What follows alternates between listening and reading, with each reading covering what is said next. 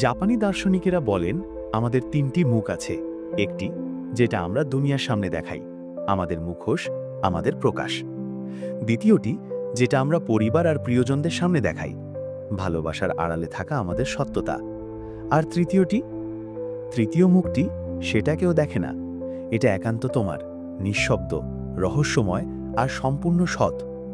তুমি জানো তুমি কে যখন তুমি একা, তখন তোমার চিন্তা, অনুভব আর অস্তিত্ব সবকিছু নির্জনতার আলোয় প্রকট হয়। কিন্তু প্রশ্ন হলো, এই তৃতীয় মুখটাকে তুমি কি ভালোবাসো? তুমি কি খুশি সেই মানুষটার সাথে যাকে কেউ কখনো দেখে না? এই ভিডিওতে আমরা কথা বলবো সেই অদৃশ্য সত্তাকে নিয়ে, তোমার সবচেয়ে গোপন মুখ, তোমার সবচেয়ে সত্যরূপ, শুধু তুমি আর তুমি, নির্জনতার মধ্যে দাঁড়িয়ে থাকা তুমি।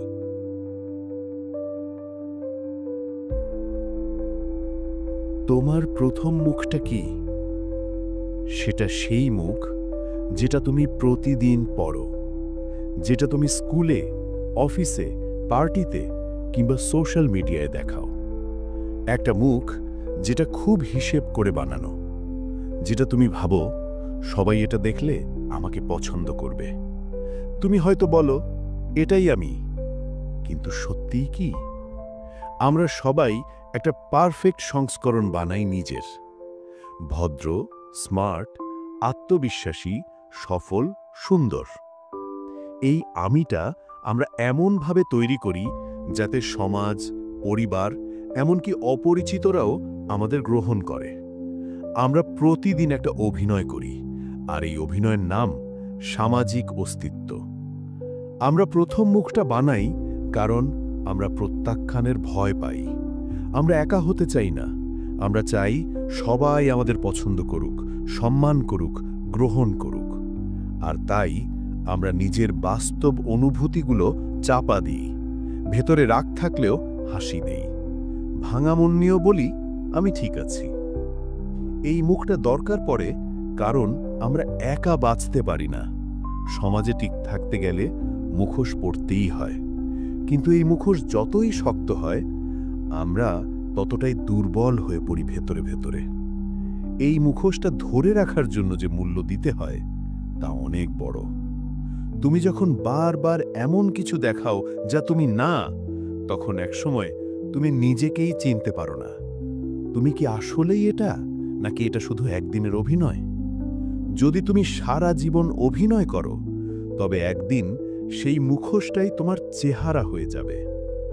তুমি মানুষকে যা দেখাও তারা সেটাকেই তোমার সত্য ভাবে, কিন্তু তুমি জানো তুমি সেটা নও। এভাবে একসময় তোমার ভেতর আর বাইরের মাঝে একটা ফাঁক তৈরি হয়, একটা শূন্যতা, একটা ক্লান্তি। এই ক্লান্তি কারো চোখে পড়ে না, কারণ সবাই ব্যস্ত নিজের মুখোশ পড়ে থাকা নিয়ে। তাহলে প্রশ্ন আসে, এই প্রথম মুখটা কি পুরোপুরি মিথ্যে, নাকি এটাও আমাদের অংশ? সত্য হলো, প্রথম মুখটা সবসময় ভুল না, এটা একটা সংস্করণ মাত্র। তুমি যেটা হতে চাও, যেভাবে থাকতে চাও, সেই চেষ্টার একটা রূপ। তবে পার্থক্য হলো, এই মুখটা যদি তোমার ভেতরের রূপকে ঢেকে ফেলে, তাহলে তুমি ধীরে ধীরে নিজের থেকে বিচ্ছিন্ন হয়ে পড়বে। তবে যদি তুমি সচেতন থাকো, নিজেকে জানো, বুঝো আর স্বীকার করো, তবে এই প্রথম মুখটাও হতে পারে সত্য আর সৌন্দর্যের প্রকাশ। প্রশ্নটা হলো না যে তুমি মুখোশ পরছো কিনা, প্রশ্নটা হলো তুমি কি সেই মুখোশের পেছনে বন্দী? তোমার প্রথম মুখটা কি তোমাকে আগলে রাখছে নাকি আটকে রাখছে?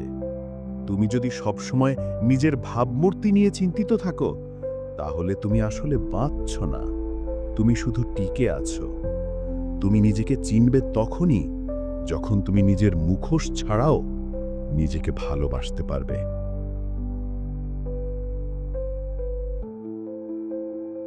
প্রথম মুখটা সমাজের জন্য, কিন্তু দ্বিতীয় মুখটা সেটা শুধু তাদের জন্য যাদের তুমি ভালোবাসো, তোমার পরিবার, তোমার বন্ধুরা, যারা তোমার কাছাকাছি। এই মুখটা একটু বেশি সত্য। এখানে তুমি হাসো, কিন্তু কান্নাও করো। তুমি অভিমান করো, ভুল করো, ঝগড়া করো, তবু থেকে যাও। তারা দেখেছে তোমার দুর্বলতা, তবু তারা ভালোবেসেছে। এই মুখে তুমি আর সম্পূর্ণ একা নও, তুমি এখন সম্পর্কের মধ্যে আছো।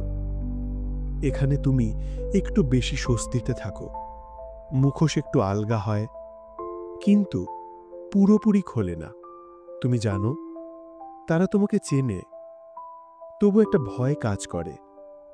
যদি তারা সত্যি সব জানতো, যদি তারা জানতো তুমি কতটা ভেঙে পড়ো, যদি তারা জানতো তোমার মাথায় ঘুরে বেড়ানো সেসব চিন্তা, তুমি ওদের সামনে কাঁদতে পারো, তবু কিছু কান্না তুমি একা কাঁদো, কিছু অনুভূতি তুমি চেপে রাখো, ভয় পেয়ে, অপরাধ বোধে, বা স্রেফ বোঝা না দিতে চেয়ে।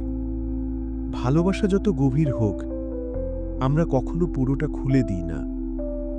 তুমি যখন কারো সামনে সবকিছু খুলে ধরো, তখন তুমি দুর্বল হয়ে পড়ো, এবং এই ভয় প্রত্যাখ্যাত হবার, উপহাসের কিংবা ভুল বোঝার, এই ভয়ই আমাদের আটকে রাখে। তোমার দ্বিতীয় মুখে আছে একটা দ্বিধা, একদিকে ভালোবাসা, অন্যদিকে আত্মরক্ষা। তুমি চাও তাদের কাছে সত্যিকারের তুমি হতে, কিন্তু তুমি নিজেকেই পুরোপুরি দেখাতে পারো না।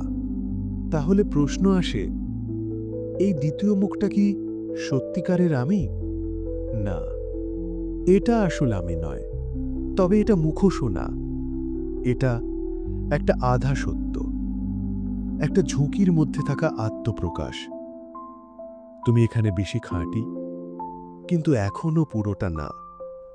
মানুষের হৃদয়ে এক দরজা, তুমি যদি সেটা খোলো, কেউ ভেতরে আসবে আর কেউ চলে যাবে। এই দ্বিতীয় মুখটাও ক্লান্ত করে, কারণ এখানে তুমি আশা করো যে এবার তারা বুঝবে, এবার আমাকে গ্রহণ করবে। কিন্তু যখন তারা ভুল বোঝে, দূরে সরে যায় বা নীরব থাকে, তখন তোমার ভিতরের শিশুটার মন ভেঙে যায়। তুমি ভাবো, তাহলে কি আমি একাই থাকব? এই সত্যিগুলো কি কাউকে বলা যায় না? এই মুখটা যতটা গভীর সম্পর্ক এনে দেয়, ততটাই গভীর একাকিত্বও রেখে যায়। তাহলে কি কেউ কখনো আমাদের পুরোটা বুঝতে পারে? সম্ভবত না, কারণ কেউ কখনো তোমার সমস্ত গল্প জানে না। তোমার চোখের ভিতর যেসব অনুভব জমে থাকে, সেগুলো ভাষায় প্রকাশ হয় না। তবু মাঝে মাঝে একটা নীরব হাসি, একটা গভীর দৃষ্টি, একটা আমি বুঝি, এই ছোট ছোট মুহূর্তগুলোই তোমার দ্বিতীয় মুখটাকে কিছুটা সত্য করে তোলে। সবাই যদি নাই বোঝে, তবু কিছু মানুষ থাকবে যাদের সামনে তুমি অর্ধেকটা হলেও খোলা বই হয়ে উঠতে পারো। সেইটুকু মুক্তিও অনেক। এই ছিল দ্বিতীয় মুখের গল্প। ভালোবাসা, ভয় আর ভিতরের সত্যের এক নীরব যুদ্ধ।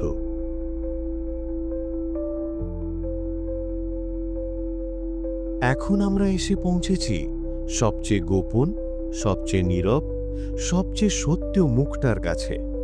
তোমার তৃতীয় মুখ, যেটা কেউ দেখে না, না পরিবার, না বন্ধু, না সমাজ, শুধু তুমি। এই মুখে কোনো অভিনয় নেই, না সৌজন্য, না চাহিদা, না গ্রহণযোগ্যতার চিন্তা। এখানে তুমি ঠিক যেমন, ঠিক তেমনি, ভাঙা, অসম্পূর্ণ, জটিল অথচ খাঁটি।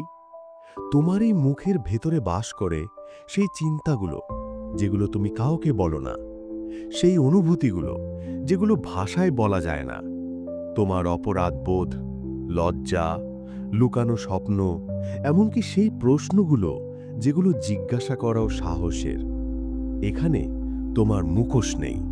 তোমার সকল ব্যর্থতা, অভিমান, ইচ্ছা, দুঃখ সবকিছু ঠিক যেমন আছে তেমনি। যেখানে তুমি নিজেকে দেখতেও ভয় পাও, সেখানেই লুকিয়ে আছে তোমার সত্য। এই মুখটা কথা বলে না, এটা শোনে। তুমি যখন একা, গভীর রাতে, সবাই ঘুমিয়ে, তখন এই মুখটা জেগে থাকে। সে প্রশ্ন করে, তুমি কি সত্যি খুশি? তোমার এই জীবনটা কি তোমার নিজের তৈরি, নাকি অন্য কারোর হাতের ছাঁচে বানানো?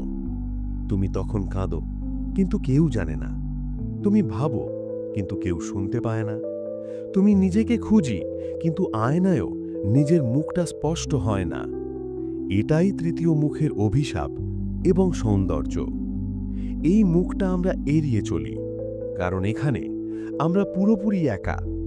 এখানে কোনো বাহানা চলে না, কোনো আমি ঠিক আছি বলা যায় না। এখানে তুমি, শুধু তুমি। আর সেই সত্য অনেকের সহ্য হয় না। তুমি হয়তো সারাদিন অনেক মানুষের সাথে কথা বলো, তবু এই মুখটার সামনে এসে তুমি চুপ হয়ে যাও। কারণ সে জানে তুমি কাকে ভালোবাসো অথচ বলনি, তুমি কি হতে চেয়েছিলে কিন্তু সাহস করনি। সে জানে তুমি ভেতরে ভেঙে পড়েছ, তবু বাইরে এক হাসি মুখ। তাহলে কি কেউ এই তৃতীয় মুখটা দেখতে পাবে না কখনো? না, সত্যি করে বলতে গেলে না। এটা কেবল তোমার জন্য একটা গোপন দরজা, যেটার চাবি কেবল তোমার হাতেই। কিন্তু মাঝে মাঝে কোনো একজন মানুষ, কোনো নীরব মুহূর্তে তোমার চোখের গভীরতা দেখে হয়তো আঁচ করতে পারে এই মুখটা আছে, তবে পুরোটা কখনো না। এটাই মানব অস্তিত্বের সবচেয়ে একাকী আর সবচেয়ে পবিত্র জায়গা। আমরা আমাদের গভীরতম সত্যগুলো শুধু নিঃশব্দেই বাঁচি, আর সেগুলো কেউ বোঝে না। তাহলে এই মুখটা কি বোঝার না পালানোর? সত্যি বলতে, এই মুখটাই তোমার মুক্তি। তুমি যদি সাহস করো নিজের সামনে দাঁড়াতে, নিজের চিন্তাগুলোকে শুনতে, নিজের সবচেয়ে দুর্বল মুহূর্তগুলোকে ভালোবাসতে, তবে তুমি ধীরে ধীরে জানতে পারবে তোমার জীবনটা আসলে কেমন হতে পারত। তুমি যদি নিজের তৃতীয় মুখটাকে গ্রহণ করতে শেখো, তাহলে তুমি আর একা নও। তুমি তখন নিজেই নিজের ঘর।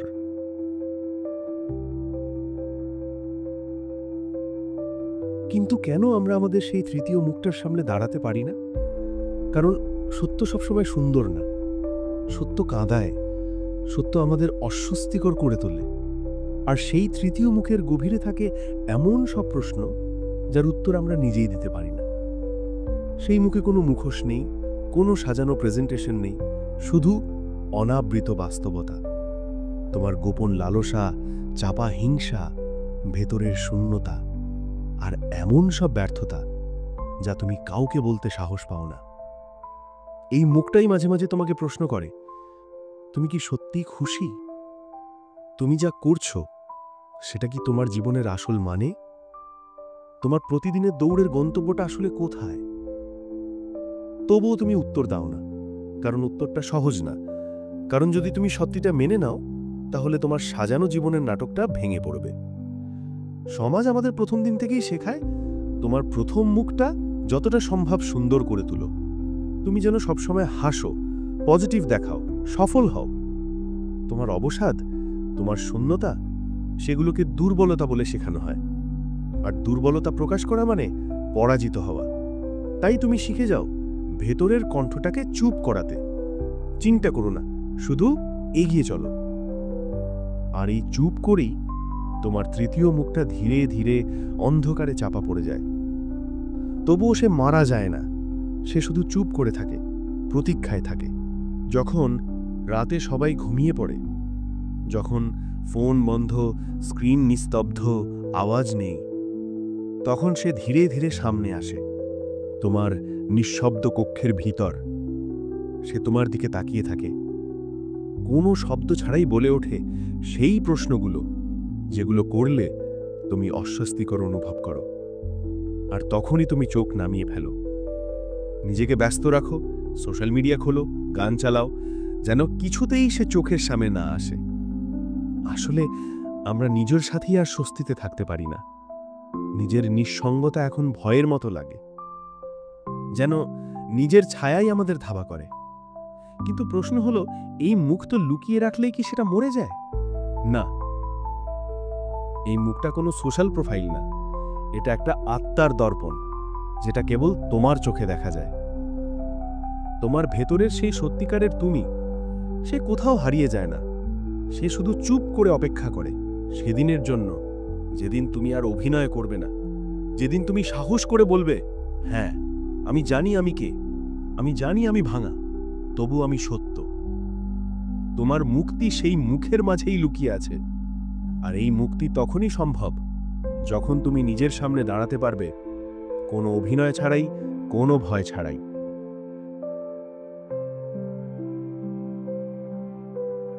তাহলে কিভাবে আমরা ফিরে যাব সেই তৃতীয় মুখের কাছে?